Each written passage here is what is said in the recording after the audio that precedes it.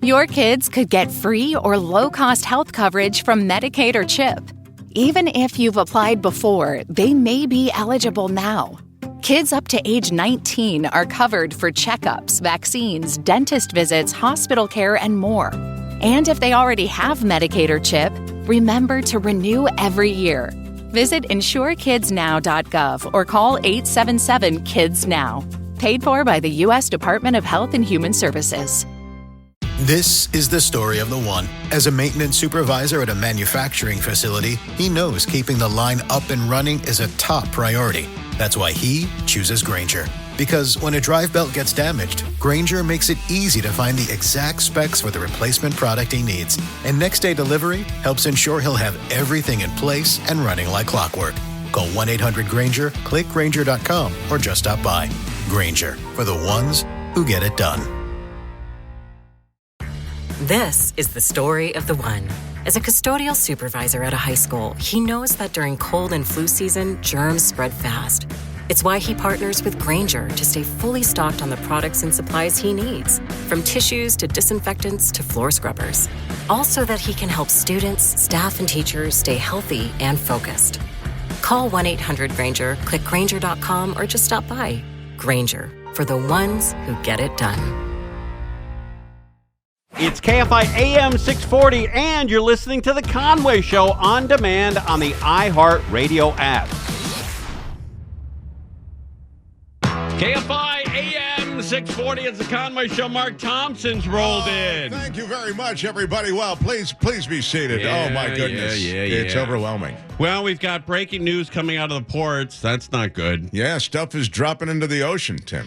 Yeah, I don't know much about how to load those ships. I'm not in that business. Mm-hmm. But you have to imagine somebody or some people effed up.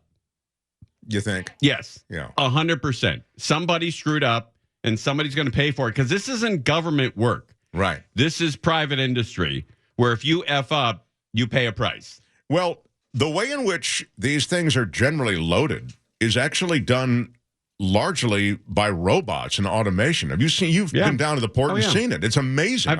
I witnessed it firsthand. My wife's grandfather was a river pilot, and my wife's aunt was also a river pilot. And they used to take these big ships from the mouth of the Columbia all the way up to Portland, Oregon, which is about 65 miles in the river.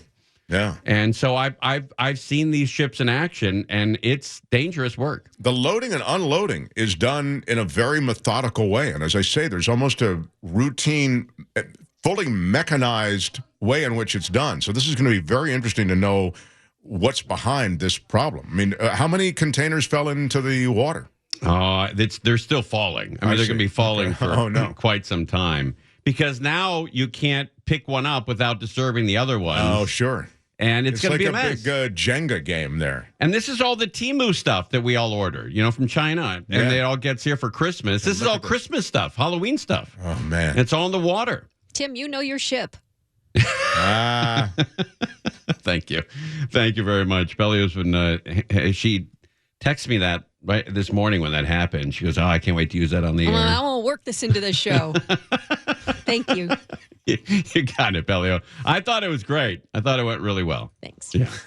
All right. By the way, if you are in this business, and we don't often open up the phones this early in the game, but we got time.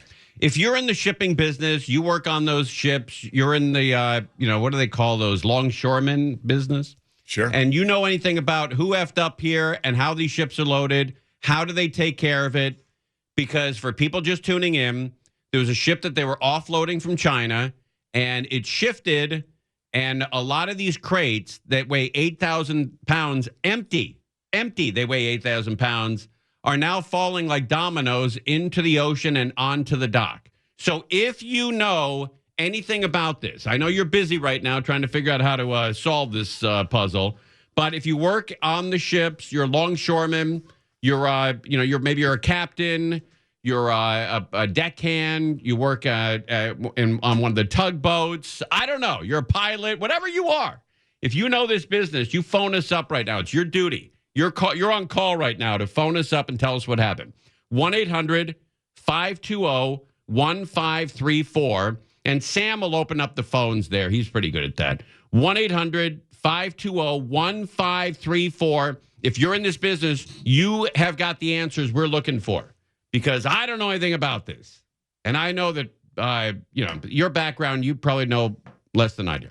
Sorry. Well, I didn't think you needed to put it in such a disparaging way. All Couldn't you say, and I don't think Mark Thompson does either. You could have said it like that. I think you know even less than I do. You have to say that? I apologize. All right. But look, later on, this is happening on a bad day because I'm toying with the idea of losing ding dong as my catchphrase. Terrible idea. And coming up with a new one. I'm going to tell you what it is, and I think it's better.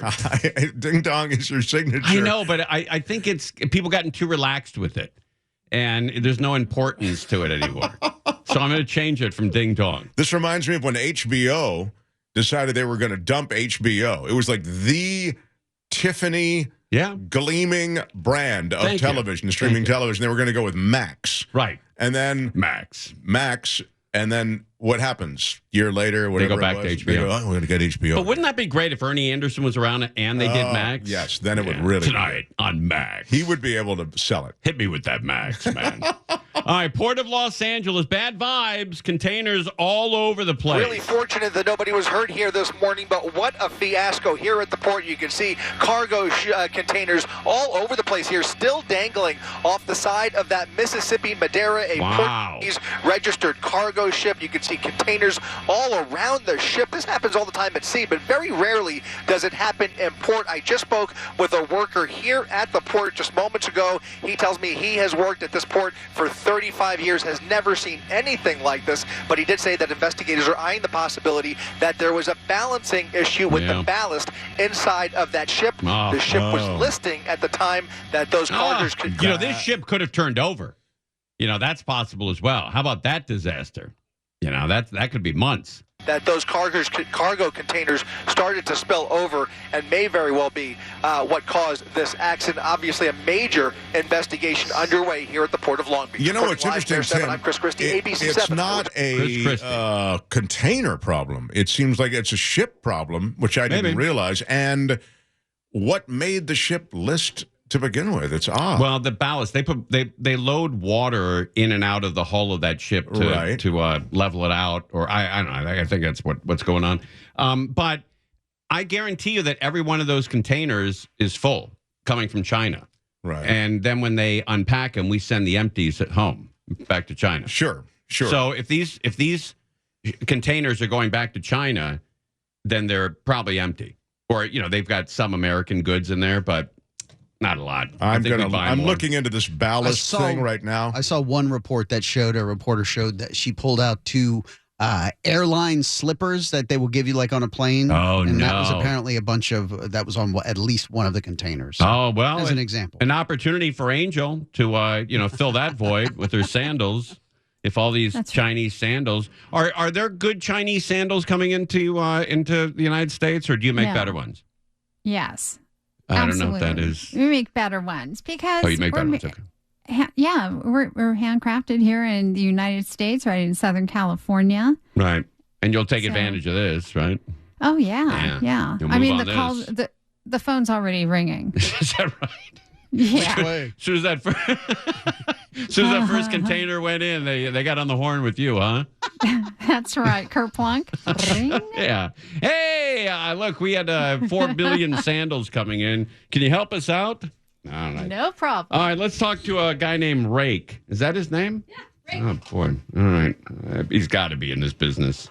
All right, Rake, line 2. All right, you're on KFI. How you, Bob? I'm doing good. I'm on my way home. Anyway, to get back to the situation, the containers, they're usually lashed to the deck of the ship from the first can up 4 high. And the lashing bars obviously have been removed. That's why they ballast the ship wrong, and it went one way and then went the other. So somebody pulled the wrong switch or pushed the wrong button or didn't pay attention to the list of what was going on. And they just, all that weight, goodbye. Do you think somebody will end up paying with either a suspension or getting fired over this? It wouldn't be anybody that was involved in the longshore division. They had nothing to do with that. Oh, really? Okay, that's cool. It would have to be someone on the crew on the ship when they ballast the ship. Now, what does that mean?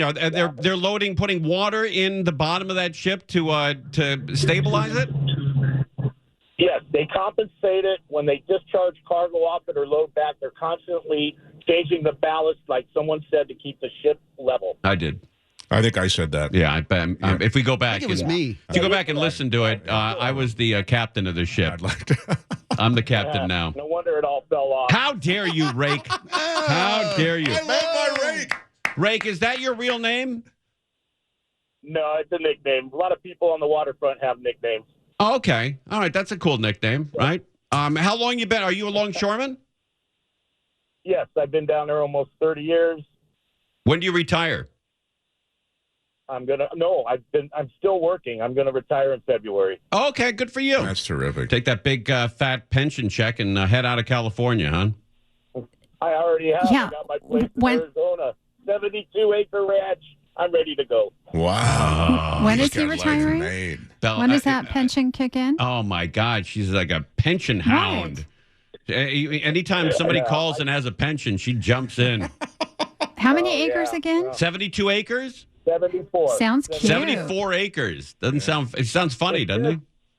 It does. He sounds hilarious. East of Kingman. I'm out in the middle of nowhere. Wait, where are you going? Kingman, Washington? No, Arizona. Arizona? No, east of Kingman, Arizona. Yeah, about 30 miles east of Kingman. Middle of nowhere. You ever check the weather out there? Oh, yeah. It's hot. Yep. Every day. Yeah. All right, buddy. Thank you for thanks for phoning, man. Yeah, good stuff. Good nice stuff, to see Rake. you, Rake. That's a cool dude. Knows what he's talking about. Yep. You know. But So he's saying, look, it's all about the ship. I mean, somebody, pressed the wrong button, the ship lifts the wrong way, and then it's game over. okay, real quickly, don't you think we got into the wrong business? Guy works 30 years on the dock, and he has 74 acres in Kingman. Let me tell you. You and I are still paying mortgages. I'm thinking like you cruising up to the dock with a cigarette in your hand and like going, hey, buddy, sorry, I was running a little bit behind today. I'd fill in perfectly with those guys. I think those guys work a little bit harder than you'd be up for. Really? Well, when it comes to break time, I think I'd fit in with them. You'd be really good on the brakes. Yeah. You'd be really good I don't know if you would be. I think you'd be like, hey, do you guys have anything meatless here today? Okay. I bet you there are a couple of vegans down there on Is there an electric charger around this ship? Okay. I don't think either one of us would last down there on the dock. I really don't. But it'd be fun to see who would last longer. Yeah, that's a great idea for a show. Who would last longer? Who would last longer? At these really tough jobs. All right, we're live. The bad news in Long Beach. We'll stay tuned and give you updates all day long on what's going on down there, but it's not good. All that Christmas and Halloween stuff coming in that we all buy at Walmart, right in the ocean. We're live on KF. Power up fall projects with Ego at Lowe's. Every tool delivers power beyond belief. So whether it's leaves, limbs, or lawn cleanup, count on Ego to deliver the power, performance, and innovation you need. And now for a limited time, save up to $60 on select blowers, chainsaws, and pole saws. Shop Ego today at Lowe's. Offers valid through 10/1 while supplies last. Selection varies by location. It's Conway and Thompson. KFI, AM 640, it's Conway and Thompson. You get it? Don't rock the boat. Oh, yeah, I get it. Yeah. Great call, Sammy. Yeah, how about that? If you didn't hear the big story, Port of Los Angeles is grieving. A ton of containers have fallen off the ship, or a ship, into the water. That's all our Christmas and Halloween stuff, Thanksgiving stuff. So good luck. That's a lot of stuff we'll be using. It's not on the water. A homemade costume now, you think? Yeah, but who pays for all that? Is that all that crap insured, I bet? I bet it is, sure. So the insurance company is going to be on the hook again. You'd think. I mean, I'm sure the insurance company is going to go after the ship operator. Yeah, exactly. Is that Petros? Petros, we lost a big container ship today. Did you see that, Petros? It's down in down where the Starkist plant used to be. Yeah. Petros Papadakis from Petros and Money. You mean one of those tuna canneries on old Terminal Island there? That's right. I saw that a few containers went in the water. I don't know what was in there, though. You probably know people in the longshoreman business. Just a few. If you can get your casual card, that's what it's called down in San Pedro. Is it tough to get in that business? Yeah, well, usually you're kind of grandfathered in by somebody else, right, who's a family member. But if you get your casual card, then you get all the work that the people that are in the union don't want. So, and then you amass enough hours, and the hours are always changing. You got to be on call 24 hours a day. Well, you work when you want, if you want to work, right? So you amass all those hours, and it's the same way if you're in the union. You work when you want, but you get first choice. But once you get, 1,000, 2,000, or whatever it is now, hours, you're in the union. Oh, good. And you get paid pretty well. Now, of course, every once in a while, somebody's head gets turned into a canoe by a falling Hyundai, as we've seen, in the past. It's dangerous work. Or you fall off a crane or something like that. Right. Then it's over. Yeah. Yeah. And and so people work the docks for a long time, and then they try to get to a point where they're a clerk. So they do clerking. Yeah. So a little bit more. They're in the office. A little safer. I see. Yeah. The less head getting turned into a canoe. We and my wife's from Oregon. And they have dock work up there. Yeah, a lot of dock work. You could have your card here, your longshoreman. And work up there. Work up there, yeah. Work in Oxnard, work down in San Diego, San Francisco. I mean, the world is your oyster. Sounds like you're a union rep. I know all about it because I'm from San Pedro. It's also a great way to not even graduate high school and make, a six-figure salary. Make enough to go to Arizona and buy 74 acres. This guy we talked to, Rake, buy earlier. An Escalade and get in a fight every night at the San Pedro Brewing Company like you are in high school. So across the river from where my wife grew up is Longview, Washington. And about 6 months ago, they were docking one of these big, huge container ships or, what do they call them? Not oil tankers, but grain ships. And the boat, the ship drifted, and one of the ropes broke, and it hit a longshoreman and instantly killed him. Yeah, instantly killed him. Yeah, there's a lot of heavy lifting down there at the dock. And it's really a lot of Steve doors down there. It's expensive, to hire a pilot to take your ship from Astoria to Portland could cost you $50,000. Yeah, hundreds of thousands if you need to take it further than that. Yeah, or a tugboat costs you $20,000 to dock you. These things, the movement around the sea, the shipping industry is not cheap. What is interesting, I remember one of my first years in the media was when George Bush was president, and there was a big dock work issue, and he had to get involved in the strike. And there was another problem during COVID. So you have all these ships coming from the east, and they're just waiting in the Catalina Channel. Sometimes for months.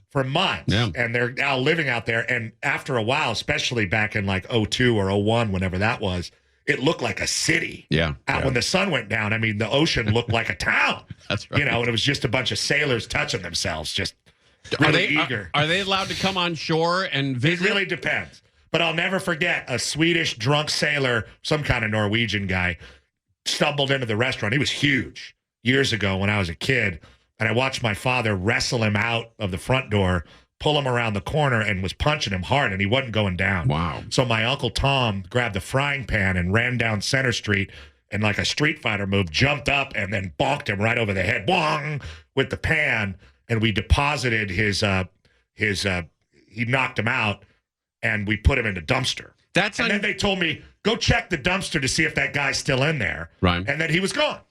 That's 10 years old. That's not the typical way you treated customers, though. He wasn't. We decided the second he walked in that he was not a customer. Oh, I see. Okay. Now, when they we reserve the right to refuse him service. When they come on shore, it's a pretty strong refusal. When they come on shore, they clear customs and they're on shore. Did they ever go to Marineland? They might have. They might have. Yeah. But as you know, Marineland has been closed for maybe 30 years now. I didn't know that. Buddy, I appreciate you coming on. Oh, you telling me to leave now? Yeah. We got to take a break. All right. You can stay during the break. No, I want to hear the news. It was definitely the wrap-up. Thank you. Yeah, no. Yeah. See, thank you, guys. Wait, hold on a sec. Let me see. Hey, you know what? Have a Frito. I got to go back on the air. All right. Wait, Crozier, what's the big story? What's your top story that you're going to do for the news? I want to tell Petros. Body found in a Tesla with another body. The body found in the Tesla. You want to hear that? Let's do that. All right. No, I'm out. I don't have any headphones. Sure. All right. See ya. You're listening to Tim Conway Jr. on demand from KFI AM 640. AFI AM 640's Conway Show. Mark Thompson's here. We're joined by Michael Monks. You got Monks. How you, bub? I love being here when D-Light, Groove is in the Heart, is the leading music. That takes you back, doesn't it? We also discovered, and I hope I'm not talking at school. I didn't ask if I could talk about this on the air, but you and I both got kicked out of Catholic school. We did. Yeah. I mean, not at the same time, but different schools. But for the same reason. Same reason, behavior. Yeah, I wasn't a good kid. Yeah. But Did your mom and dad get pissed? Yeah, because it's expensive. Yeah. And then I had to go to public school. And That's exactly our where I went. family always went to Catholic school. Yeah. And so suddenly I was the cousin who was at the public school. That's great. 4th grade. Well, here's how I got thrown out. My dad, all my friends went to public school. I went to private school until 2nd grade. And then my dad looked around and goes, hey, I got 6 kids. I can't afford private school for everybody. You're going to Catholic school, which is a little less. And I hated Catholic school. I hated it was cold in there. The nuns were mean. The kids were goofy. And I said, Dad, I got to get to public school. All my friends are in public school. And he says, no, your mom wants you to go to Catholic school. You got to go to Catholic school until you're a senior in high school. I said, I'm in 3rd grade. That seems like a lifetime. And it normally is. But he said to me, he goes, but if you get kicked out of Catholic school, I'm putting you in public school. And I said, okay. Oh, you staged yours. Yeah, that's right. No, I earned mine. Yeah. You're right. You did earn it. Yeah. You had no. You were actually probably embarrassed to be going to public school. The only kid in your family. Completely guilt-ridden. And probably had to get there on your own. Had to walk. Yeah. I mean, we lived close to both of the schools. And they were right near Churchill Downs, huh? I was young in Louisville. Okay. Yeah, and the Catholic school, you could hear the races while you were in class. Is that right? That's terrific. My papa, who would kind of walk guy. me to school, would drop us off and then go right to the track. Really? And then come back and pick us up. That's wild, man. Yeah. That is great.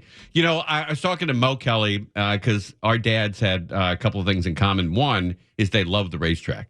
And Mo Kelly told me a great story. I think Mo was in, 6th or 7th grade. And his dad decided to quit his job and make a full-time living at the track. Oh, man. And he still remembers the conversation around the table. How about floating that idea by your family? That's a tough pitch. It really is, yeah. Very tough. All right, we're talking about the convention center. Speaking of gambling, yeah, the city of L.A. who has no money. By the way, no money. Okay. But they're looking at making a big purchase anyway. All right. And this is undoubtedly a gamble. We're talking about the LA Convention Center, which by all accounts is apparently a little run down. I've been there. I don't have that type of sophistication to know that this is not a good convention center, but everyone says they're losing conventions to much smaller cities. This thing needs to be cleaned up. So let's make an investment. 5 years ago, they kicked around this idea. It was priced at about $1.1 billion to get what they wanted. Oh, hold your wow. Okay. Because 5 years have passed. Oh, wow. How about that one? And back in August, just a few weeks ago, in fact, the price had gone up to about $2.2 billion. Wait a minute. You could build a convention center for that. Yeah, but you could also expand this one for that. Oh, boy. This is the what did they talk about? Like hotels or? No. Just more space. Wow. Wow.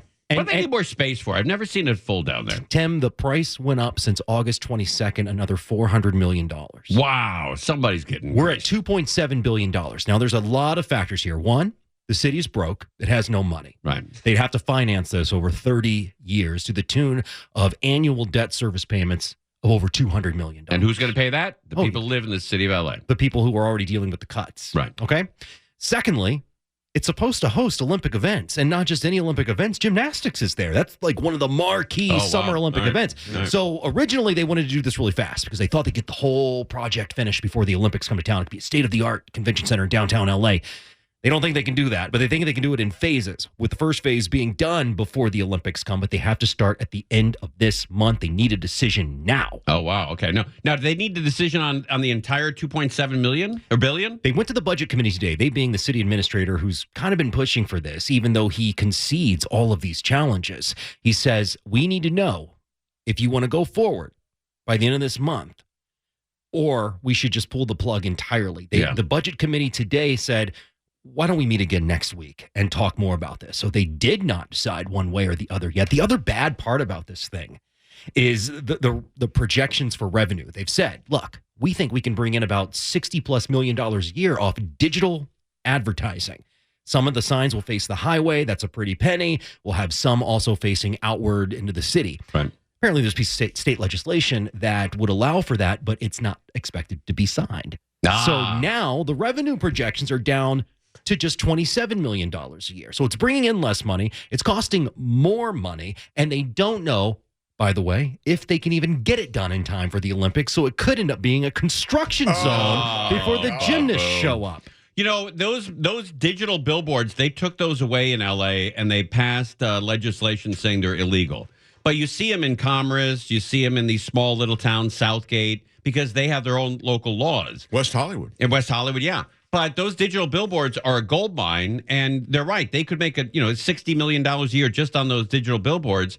But they've got to get out of the convention business, I think. Well, they lose out to like Oklahoma, Anaheim, certainly these smaller cities that should not compete with LA. But one thing that I've noticed that I never hear, and you and I talk about this just about every time I come on, they never talk about what I would assume to be the biggest challenge facing conventions in downtown Los Angeles. Let me guess.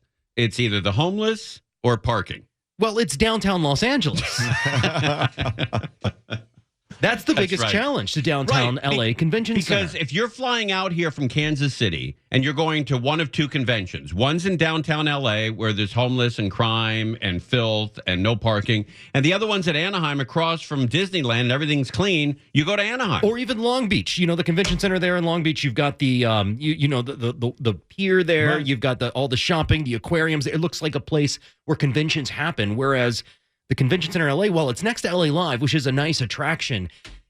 If you have an idea of what you're going to see in Los Angeles when you come here from Topeka, boy, are you in for a rude awakening. Yeah. Well, you were in for a rude awakening. No, I was eyes wide open. Okay. Because every time I would come out to visit, I stayed in downtown. I'm a little gritty. I'm the guy who got kicked out of Catholic school in Louisville in the 4th grade. That's sometimes, that grit can be sexy. Yeah. You know what I mean? Tell me more, Mark. Yeah. Well, I'm just saying it's a textured feel downtown. You fit in well with them downtown. But they do have, it's a weird thing. It is kind of a checkerboard. There are high-end restaurants. There are kind of higher-end experiences. There are higher-end residences. And then, as you say, there's homelessness and crime and graffiti. What do I always say, Tim? Downtown is beautiful when? When it burns to the ground. When you're looking up. When you're looking up, yeah. Yeah, there you go. Buddy, thanks for coming in. Always Saturday, 7 to 9 p.m. I'll be in that chair. All right. You got Monk. Saturday, 7 to 9 p.m. on KFI. All right. It's Conway and Thompson. KFI AM 640. It's Conway Show. Mark Thompson is here. Woohoo! Yes. So I'm thinking about losing Ding Dong. I think it's run its course. I hate that idea. I like it, but I don't. There's not a lot of enthusiasm with people walk up and go, "Hey, ding dong!" No. People scream. I think people are burned out on it. That's not true. So I'm coming up with an alternative. Here's my new catchphrase. All right, it's clunky to begin with, but I think it's going to catch on. All right, here it is. Yeah, sure, good, okay. All right. That's it. What's the phrase? Sure. That's it. But when you start. Right. Okay. Yeah, sure, good, okay. Wow. Don't lose the ding dong. Words we thought would never be said. Yeah. But Yeah, sure, good, okay. Because that's how you wrap up conversations on the phone. Yeah, and that's what you want from That's ding what I dong? like doing, yeah. Yeah, okay. Yeah. I do a Didn't you have something a little more unique? I'm sorry? Shouldn't you have something a little more unique? Yeah, I do a K thanks bye. Yeah, That's not unique either. Yeah, I don't think anything's unique about it. I think the thing about ding dong is that it's completely... Nobody says it otherwise. Yeah, it's completely yours. No way, you're not going to hear it anywhere else. I did hear it on ESPN a couple of times when somebody would, during highlights, when a guy would slam dunk a basketball. Oh. And they go, ding dong. The Portland Trailblazers are playing against the Nuggets. Ding dong. And he'd slam the ball. I'm like, I wonder where that guy got that from. Yeah, probably from me. Well, now that you're getting rid of it, you don't need to worry about that anymore. So the new one, yeah, sure, good, okay. Right. I like it. All right, I've been living in a... Well, that's one who likes it. And that's really the only vote that matters. Yeah. That's right. It universally repulses all the rest of us. Yeah. But you like it. Ultimately, that doesn't matter. So I've been living in L.A. my entire life with a brief stint in Bowling Green, a brief stint in Toronto, Canada. But I've called L.A. home my entire life. And I don't know where the infatuation started with the big 30-foot LAX sign. It means nothing to me. It means nothing to you, or you. It means nothing to anybody in LA, and yet they're making this huge deal out of it by moving it. And so it'll be easier to take pictures. This is not welcome to Las Vegas. That's not the Las Vegas sign. This is LAX. 3 letters that infuriate people. You know? Like, can you imagine somebody saying, hey, Friday at 4, can you pick me up at LAX? You'd think to yourself, Christ almighty. It's the last thing in the world I want to do. And I will say this, though. LAX has gotten better, and with the people mover, it's going to get better. And I'm keeping an open mind where one day I can say, I love LAX. Wow. First of all, why do you need the X? I mean, if the whole point is basically it's welcoming you to LA, why do you need the X? Yeah, I understand that. It's just the 3-letter code of the airport. Yeah, that, okay. Los You Angeles. think people won't know if it's just LA? You're right. Not you, but it I mean, should have been LA, and it should have been in the Dodgers style LA. There you go. But it's not. And there's the big-ass 30-foot letters that everyone's making a big deal out of, and nobody has any kind of attraction to it. I've never heard anybody talk about that sign up until they're moving it. Whenever anybody thinks about the airport, they think of the light columns. That's right, or yeah. at most the restaurant in the middle there. That crazy space age restaurant that nobody goes to. The restaurant in the middle I've heard a lot about. Yeah. All right, let's find out where these letters are going. I think the key word is temporary, so don't worry. These iconic letters will be back. But see, they keep saying, like, don't worry, it'll be back. We're never worried that it was there. We never were concerned or happy or sad or anything. It just was there. They have already started removing the letters. They started with the letter X. Then they move on to A. Last but not least, the letter L. So crews were working overnight. It seems they just stopped for the day. I like that once they told us the order, we couldn't figure it out. I like the presentation. Like they're going to take X, and then they're going to go with A. Then letter next to it. And last but not least, I love it. Wow, really squeezing the most out of this presentation. I think there's a 40% chance when they put those letters back together, they won't be in that order. That's a story. There's a 40% shot that somebody left that up. Ding dong. Yeah, right. Ding gone. It's going to take a long time because these letters are quite massive. I'm told 2 days per letter, and they're hoping to be done within the next week or so. So let's show you some video when crews were out and about earlier today. We know this sign is a fixture that has greeted millions of travelers for decades. Nobody even knows where it is.